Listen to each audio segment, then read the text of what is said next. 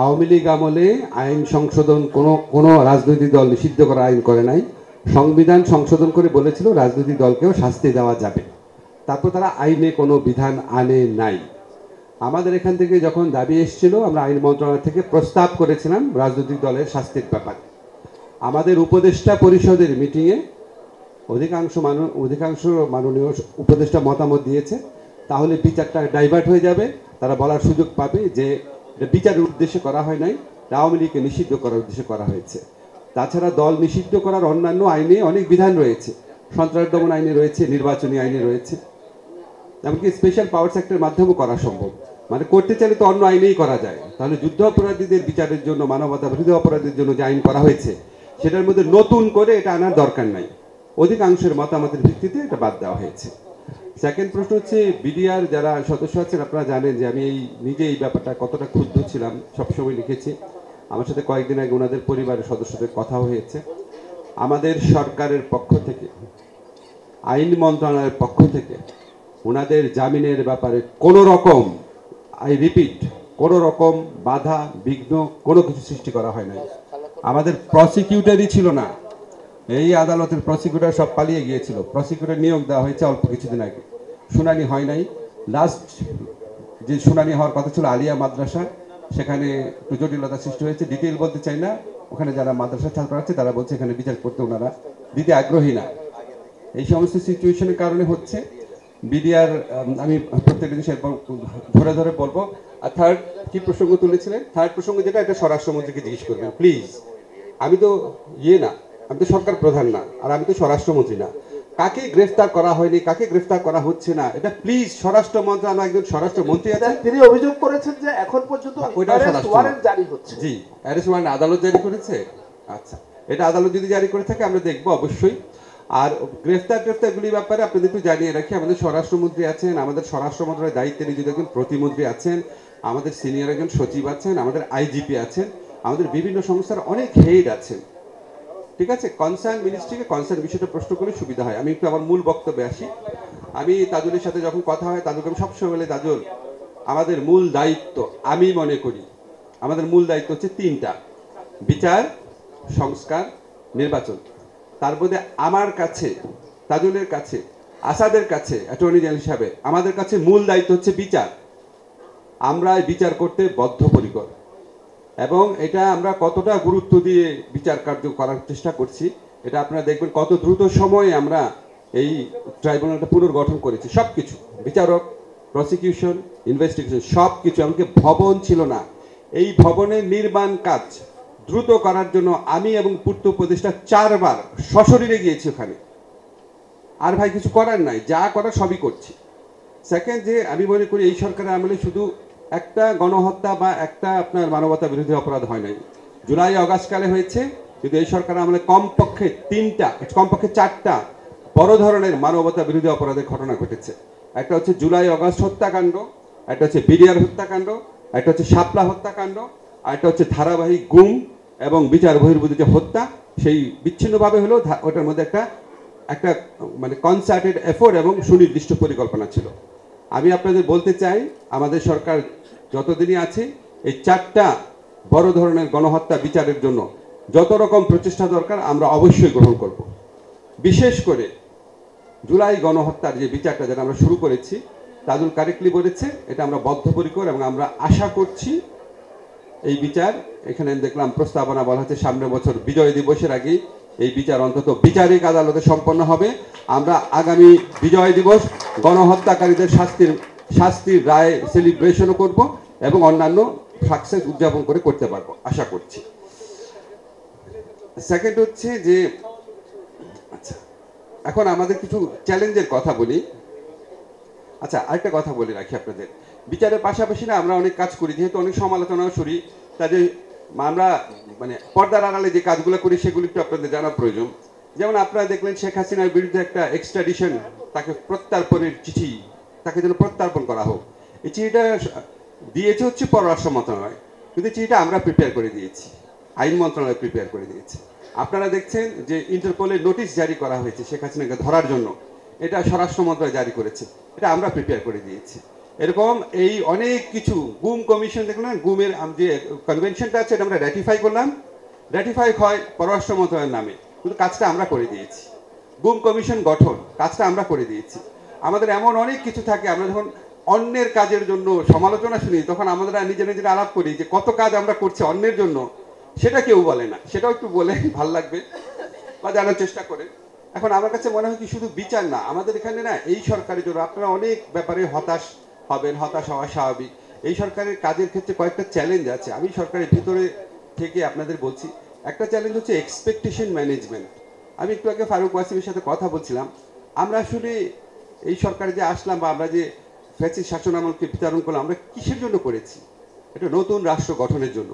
কিন্তু আমরা যত মানুষকে দেখি সব হচ্ছে দাবি দেওয়া ভিত্তিক, যে আমি পদোন্নতি বঞ্চিত হয়েছিলাম, আমার বেতন বঞ্চিত হয়েছিল, আমার খারাপ জায়গায় বদলি করেছে, আমাকে এটা দেয় নাই, আমার বেতন বাড়াইতে হবে, আমাকে রাজস্ব খাতে নিতে হবে। সমস্ত কিছু হচ্ছে ব্যক্তি এবং গোষ্ঠীর দাবি দেওয়া কেন্দ্রিক। রাষ্ট্রের প্রতিষ্ঠান নির্মাণের প্রস্তাব নিয়ে আমাদের কাছে কেউ আসে না, আমাদের কাছে কেউ এসে বলে নাই পাবলিক প্রসিকিউশন সার্ভিসকে এরকম করেন, বিচার বিভাগের ইন্ডিপেন্ডেন্সের জন্য এরকম করেন। আমাদের কাছে তথ্য আপা থেকে শুরু করে সমস্ত আপা ভাইরা যারা আছেন সবাই হচ্ছে নিজেদের দাবি, ব্যক্তিগত দাবি। মন্ত্রণালয় 30% সময় অন্তত যায় ব্যক্তিগত ইয়ে নিয়ে, সেই সবিস্তারে বলা শুরু করেন আমি এই আমলে বঞ্চিত হয়েছি। এবং কত রকম যে বঞ্চিত, আমি যাকে সারা জীবন জানতাম আওয়ামী লীগের সুবিধাভোগী, সেও এসে কেঁদে দেয় আমিও বঞ্চিত। এখন আমি কাজ কি করব বলেন? আপনারা আসেন না, মন্ত্রণালয় যারা যায়, ওই যে ইয়ে তো গিয়েছে, দিদার তো গিয়েছে, আর আসাদা তাজুল কথা বলেন, জিজ্ঞেস করেন না কি অবস্থা থাকে। আচ্ছা, একটা হচ্ছে এক্সপেকটেশন ম্যানেজমেন্ট, সেকেন্ড হচ্ছে আমাদের বোঝাপড়ার ম্যানেজমেন্ট। স্বপন ভাই একটু বলেছে বোঝাপড়ার ম্যানেজমেন্টটা একটু সংস্কার আগে না নির্বাচন আগে, এটা মনে হয় আমাদের কমে আসা উচিত। কিন্তু এই এক্সপেকটেশন, এই বোঝাপড়ার ম্যানেজমেন্টটা খুব বেশি প্রয়োজন। কারণ আসাদ কারেক্টলি বলেছে আমাদের ঐক্য কিন্তু আমাদের লেজিটিমেসি, আমাদের ঐক্য হচ্ছে আমাদের সামনে এগিয়ে যাওয়ার মূল শক্তি। কোনোভাবেই এখানে কোনো রকম যদি কারো দ্বিধাদ্বন্দ্ব তৈরি হয়, 15 বছর কি দোজগে ছিলাম সেটা মনে রেখে আল্লাহর ওয়াস্তে ঐক্যবদ্ধ থাকেন। ছোটখাটো মতভেদ থাকবে, কিন্তু এটা যেন অনৈক্যের পর্যায়ে পর্যবেসিত না হয়। আরেকটা আমাদের চ্যালেঞ্জ যেটা আমরা ফিল করি সেটা হচ্ছে ইনফরমেশন গ্যাপ। যেমন ধরেন অনেকেই বলেন, এটা বলতে খুব ভালো লাগে, গায়েবী মামলা এত হয়েছে, এগুলো এখন উইথড্র করা হলো না কেন? একটু আগে ব্যাখ্যা করেছি, আমাদের পিপি নাই, আর গায়েবী মামলা তো সব আমি উইথড্র করতে পারবো না। আমি আইন মন্ত্রণালয় থেকে পারবো, যেটা বিচারিক পর্যায়ে আসছে, যেটা তদন্ত পর্যায়ে এটা স্বরাষ্ট্র মন্ত্রণালয় পারবে। বিচারিক পর্যায়ে যেটা আসছে সেটার জন্য তো আমার পিপি লাগবে, পিপি মাত্র নিয়োগ করেছে। আপনাদের বলেছি 2 সপ্তাহের মধ্যে কি ব্যবস্থা নিয়েছে, এটা দ্রুত করা হবে। আরেকটা যেমন ধরেন সাইবার সিকিউরিটি, এটা আপনাদের একটু শুনতে হবে। আপনাদের মনে আছে আমরা কিন্তু অনেকে বলছেন, এখন দেখলাম যে কোনো কনসালটেশনের ব্যবস্থা করা হয়নি। দিদার, সাইবার সিকিউরিটি একটা কনসালটেশন আপনি নিজে ছিলেন না? ছিলেন না? একদম সাক্ষী অন্তত আছে। তুলি আপনি ছিলেন? বাট কনসালটেশন হয়েছে, আপনি জানেন তো। সাইবার সিকিউরিটি অ্যাক্ট দিয়ে প্রায় 50 জনকে নিয়ে আমরা কনসালটেশন করেছি 2 মাস আগে। সেখানে নাহিদও ছিল, আমাদের তথ্য প্রযুক্তি উপদেষ্টা। সেখানে আমরা বলেছি সাইবার সিকিউরিটি অ্যাক্ট বাতিল করব। আপনাদের মতামত যেহেতু বাতিল করবো, কিন্তু কম্পিউটার অফিসগুলো রাখতে হবে। কম্পিউটার অফিস না রাখলে শক্তিশালী কোনো প্রতিবেশী দেশ যদি হ্যাক করে আপনার ওখানে, বা বাংলাদেশ থেকে যদি কেউ বিট্রে করে, বা এখানে যদি সংগঠিত অপরাধীরা বাংলাদেশ ব্যাংকের ওয়েব পেজে যদি ঢুকে যায়, তো এগুলো আমি বের করবো না, শাস্তি দেবো না আমি? এটা পৃথিবীর কোনো দেশ আছে উন্নত সভ্য দেশ যেখানে আপনার কম্পিউটার অফেন্স না? একটা দেশও নাই। কম্পিউটার অফেন্স আপনারা যে সমস্ত দেশকে মনে করেন সবচেয়ে বেশি মানবাধিকার আছে, ইউরোপ, পশ্চিম ইউরোপ বলেন, বা আপনার আমেরিকার কিছু কান্ট্রি বলেন, অস্ট্রেলিয়া বলেন, সেখানেও কম্পিউটার অফেন্স একটা অফেন্স। এখন আমরা যখন প্রথম ঘোষণা করলাম আমরা মামলাগুলো উইথড্র করবো, এখন একটার পর একটা যদি মামলা উইথড্র করতে যাই ইন্ডিভিজুয়ালি দেখে অনেক টাইম লাগে। তখন প্ল্যান করলাম যে একটা রহিতকরণ বিধান রাখবো, যে এই ধারাতে যেই সমস্ত মামলা হয়েছে একবারে রহিত হয়ে যাবে। রহিতকরণ বিধান নিয়ে যখন ওখানে আলোচনায় উপস্থিত হলো উপদেষ্টা পরিষদ মিটিংয়ে, তখন বলা হলো যে আমরা রহিত করার আগে আমাকে কম্পিউটার অফেন্স রিলেটেড আইনটা সম্পূর্ণ করতে হবে, ওই আইন দিয়েই রহিত করতে হবে। আলাদাভাবে রহিত করলাম, পরে আমি কম্পিউটার অফেন্স রিলেটেড আইন করলাম, এটা প্রচলিত প্র্যাকটিস না, এবং এটার ফলে দেশে সমস্যা হবে। অনেক ডিটেইল ডিসকাশন, আপনাদের সংক্ষেপে বলি। এখন আমরা যখন আইনটা করলাম, করার পর নীতিগতভাবে অনুমোদন হলো। অনুমোদন হওয়ার পর অনেকে অনেক কথা বলছেন, এখানে সাইবার বুলিংয়ের বিধান কেন থাকবে, এখানে আপনার পুলিশকে বিনা পরোয়ানায় কেন তদন্ত করার ইয়ে দেওয়া হবে। পুলিশকে কিন্তু বিনা পরোয়ানায় তদন্তের ইয়ে দিচ্ছে হচ্ছে ম্যাক্সিমামই হচ্ছে, আপনি দেখবেন এগুলি হচ্ছে কম্পিউটার রিলেটেড অফেন্স। এখানে স্পিচ অফেন্স মাত্র 2টা আছে। সেটার ক্ষেত্রেও বলা হয়েছে একটা স্পেশাল বিধান আছে যে এই মামলাগুলো হওয়ার সাথে সাথে পুলিশ 24 ঘন্টার মধ্যে ম্যাজিস্ট্রেটের কাছে সমস্ত নথি দিবে। ম্যাজিস্ট্রেটের কাছে যদি মনে হয় এই মামলা কোনো সারবত্তা নাই, তাহলে সাথে সাথে মামলা খারিজ করে দিবে, তদন্ত পর্যায়েও যাবে না। এরকম আমরা একটা রক্ষা কবচ সৃষ্টি করতে চেয়েছি। তারপর ধরেন আরও প্রবলেম থাকতে পারে, আরও আলোচনা হতে পারে, তাহলে আরও সময় লাগবে। আরও সময় লাগলে মামলা উইথড্র হতেও আরও সময় লাগবে। সেটা আপনাদের বুঝতে হবে যে একই আইন দ্বারাই তো রহিত করতে হবে, ভিন্ন ভিন্ন তো আইন হবে না। এখানে যারা আইনের এক্সপার্ট আছেন ওনার বলতে পারবেন, এটা তো হয় না। আমি তো আইনের ব্যাকরণ জুরিসপ্রুডেন্স বাদ দিয়ে সম্পূর্ণ নতুন কিছু উদ্ভাবন করতে পারি না। ফলে এই ইনফরমেশন গ্যাপগুলো অনেক সময় থেকে যায়। আমরা মনে হয় যে আমরা হয়তো বুঝতে পারছি না সেন্সিটিভিটিটা, তো আসলে বুঝতে পারি, চেষ্টা করি।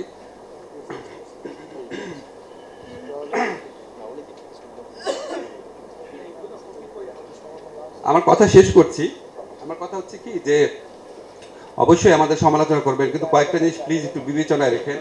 একটা হচ্ছে আমরা সম্পূর্ণ ভাঙাচোরা একটা প্রশাসন, পুলিশ, বিচার কাঠামো নিয়ে কাজ শুরু করেছি। যে দেশে পুলিশের 80% থাকে একটা দলের, একটা সাবেক ফ্যাসিস্ট দলের নির্যাতক বাহিনীর অংশ, এবং যেই পুলিশ বাহিনীর অর্ধেকের বেশি পালিয়ে যায় 5ই আগস্টের পর, আপনি বলেন সেটা নিয়ে কাজ করা কি সোজা কথা? একটা প্রশাসন 15টা বছর, যেখানে 80 থেকে 90% মানুষ ইনডক্ট্রিনেটেড হয়েছিল যে শেখ হাসিনাই ভালো, যা কিছু হোক না কেন, তাদেরকে নিয়ে কাজ করা সোজা জিনিস?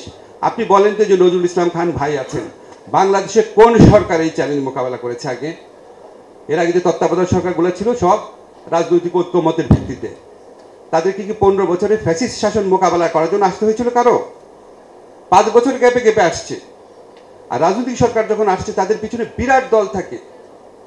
এই যে আমাদের বিএনপি বলেন, আওয়ামী লীগ বলেন, জামাত বলেন, জাতীয় পার্টি বলেন, বিশেষ করে বড় যে দুটা দল আমরা বলি, তাদের তৃণমূল পর্যায়ে সংগঠন আছে। আমাদের কি আছে বলেন? আপনাদের সমর্থন, ভালোবাসা ছাড়া কিছুই নাই। ফলে আপনারা যখন সমালোচনা করবেন অবশ্যই করবেন, আবার যেগুলি একটু ভালো কাজ হয় একটু সেগুলি একটু বলার চেষ্টা করেন। যেমন আমি আপনাকে একটু বলি ভালো কাজ কি কি। আমাকে একবার একজন অনেক বড় ইকোনমিস্ট বলল, বাংলাদেশে একটা বিস্ময়কর ঘটনা ঘটেছে। সেটা হচ্ছে বিপ্লব পরবর্তী সময়ে পৃথিবীর কোনো দেশে এক্সচেঞ্জ রেট একরকম থাকে না, ডলারের সাথে টাকার এক্সচেঞ্জ রেট একরকম থাকে না, কোনো দেশে থাকে নাই, শ্রীলঙ্কাতেও থাকে নাই, একমাত্র বাংলাদেশে থেকেছে। তা আপনারা কি কোনোদিন কেউ এটা বলেছেন? যেটা একটু বিস্ময়কর ব্যাপার। তাহলে এটা একটু আমাদের অর্থমন্ত্রী, বাংলাদেশ ব্যাংকের গভর্নর, ওনাদেরকে কেউ একটা কথা বলেছেন? এটা একটা বিস্ময়কর ব্যাপার। বিশ্বাস করেন, এখানে যারা ইকোনমিস্ট আছেন আপনি চিন্তা করে দেখেন, চিন্তা করে দেখেন। তারপরে এরকম একটু বলি,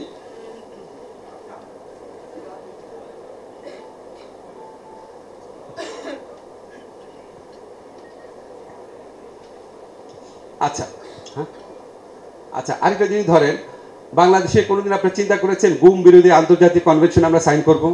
নজরুল ভাই, স্বপন ভাইয়ের দল আসলে করতো না, কিন্তু আমরা করে দিয়েছি। গুম বিরোধী কেউ করবে না, জামাতও করবে না, কেউই করবে না, আমরা কিন্তু করে দিয়েছি। আমরা কিন্তু গুম গঠনের কমিশন গঠন করে দিয়েছি, আগে কখনো হয় নাই। তুলি কমিশনের কাজের ভ্যালিডিটি প্রশ্ন করেছেন। তুলি একটা কথা বলেছেন ইন্টারেস্টিং, তুলি কিন্তু আমার বোনের মতো। আমরা রাজপথে বহুবার একসময় থেকেছি। এই সরকারে আসার সময় তুলির প্রোগ্রামে যাই নাই, কিন্তু এর আগে কোনোদিন যাই নাই এটা তুলি বলতে পারবে না। একজন গেলেও আমি গিয়েছি। এখন তুলি যখন বলছিল, বলার সময় একটা কথা বললো যে গুম যারা করছে তাদের তদন্ত কি পুলিশ করতে পারবে? Valid question. তুলিকে সামনে রেখে আমি প্রশ্ন করি, এই জন্য গুম কমিশনে সাবেক আর্মি অফিসার রাখার প্রস্তাব করা হয়েছিল, আর্মি অফিসার রাখা হয়েছিল। আর্মি অফিসারকে প্রশ্ন করতে পারবে? আর্মি অফিসার তো সবাই আর গুমের সাথে জড়িত ছিল না, বিশেষ করে সাবেক যারা গত আমলে নির্যাতিত বা চাকরিচ্যুত হয়েছে। সাথে সাথে তুলি নিজেই কি ছুটে আসে নাই স্বরাষ্ট্র মন্ত্রণালয়, স্যার আর্মি অফিসার রাখা যাবে না? আসলেন তুলি? আসলেন? মাথা নাড়তে দেখেন, বাদ দেওয়া হয়েছে। তা আমি কি করব বলেন? পুলিশকে দিয়ে তদন্ত করা যাবে, কাকে দিয়ে করাবো? আমার নাম বলেন, কাকে দিয়ে করাবো? ইউনিভার্সিটি টিচার দিয়ে করাবো? তদন্ত তো তদন্তকারী লোক দিয়েই করতে হবে। তো আমার সব কথার পরে কথা হচ্ছে, আমাদেরকে সমালোচনা করবেন, সব কিছু ঠিক আছে, কিন্তু আমি আপনাদের কয়েকটা জিনিস নিশ্চিত করতে চাই। একটা হচ্ছে, আমরা আগের সরকারগুলোর মতো কোনো খবরদারি করি না অন্যায় উদ্দেশ্যে, অসৎ উদ্দেশ্যে। আপনাদেরকে দৃঢ়তার সাথে বলতে চাই, আমাদের উপদেষ্টাদের মধ্যে কেউ কোনো ব্যক্তিগত স্বার্থে কাউকে কিছু বলেন না। আমাদের মধ্যে বিন্দুমাত্র অসততা পাবেন না। আমরা তো সম্পত্তির হিসাব দান করবই, ব্যক্তিগতভাবে আমি আপনাদের সবাইকে সাক্ষী রেখে ঘোষণা করে গেলাম, যেদিন আমার উপদেষ্টার মেয়াদ শেষ হবে, দুর্নীতি দমন কমিশন সহ রাষ্ট্রের যত কমিশন আছে ওপেন চ্যালেঞ্জ করলাম, তন্ন তন্ন করে তদন্ত করবেন যে কোন রকম অনিয়ম দুর্নীতি আছে করেছি না। ওপেন চ্যালেঞ্জ করে গেলাম, যেদিন উপদেষ্টা থাকবো না সেদিন থেকে করবেন, তাতে আর আরাম করে করতে পারবেন। আপনারা সিটিজেনরাও মানে গুজবের মতো না আর কি, গুজব হয় না ওর থেকে এত টাকা খেয়েছে এরকম না, আপনারাও তদন্ত করে দেবেন, শুধু আমার না, আমার মানে সব উপদেষ্টারই করে দেখেন। এটা আছে। আরেকটা হচ্ছে আমরা অনেক কাজ করি, দেখেন একটা এক্সাম্পল, এগুলি বলা ঠিক না, তারপরও আপনাদের মনে হতে পারে যে আগের মন্ত্রীদের তো দেখেছিলেন, একজন মন্ত্রী ছিলেন উনি 15 দিনে একবার সেক্রেটারিয়েটে যেতেন। কালকে শুক্রবার ছিল না, কালকে প্রধান উপদেষ্টার নেতৃত্বে আমরা 4 ঘন্টা মিটিং করেছি, 4 ঘন্টা মিটিং করছি শুক্রবার দিন। আমাদের একজন উপদেষ্টা আছে, আমার বলা ঠিক না, নাম উল্লেখ করে বলছি, আদিলুর রহমান খান, উনি 24 ঘন্টা 7 দিন কাজ করেন। ওনার বাচ্চার বিয়ে, ওনার ছেলের, ওনার বড় ছেলের বিয়ে, তার 2 ঘন্টা আগে মিটিংয়ে ছিলেন, গতকাল মিটিংয়ে 2 ঘন্টা আগের মিটিংয়ে উনি ছিলেন। আমরা চেষ্টা করি, আমরা সৎ থাকি, আমরা জানার চেষ্টা করি, কিন্তু আমাদের তো অযোগ্যতা আছে, অভিজ্ঞতার ঘাটতি আছে, আমাদের অযোগ্যতা থাকতে পারে, হতে পারে যে আমাদের চেয়ে অনেক যোগ্য লোকে উপদেষ্টা পরিষদে আসে নাই, হতে পারে এটা, কিন্তু আমাদের চেষ্টার কোনো ঘাটতি নাই। আমাদেরকে সমালোচনা করবেন, কিন্তু শেখ হাসিনা সরকারকে যেভাবে সমালোচনা করতেন ওইভাবে করেন না, একটু মায়া নিয়ে করেন। ধন্যবাদ সবাইকে।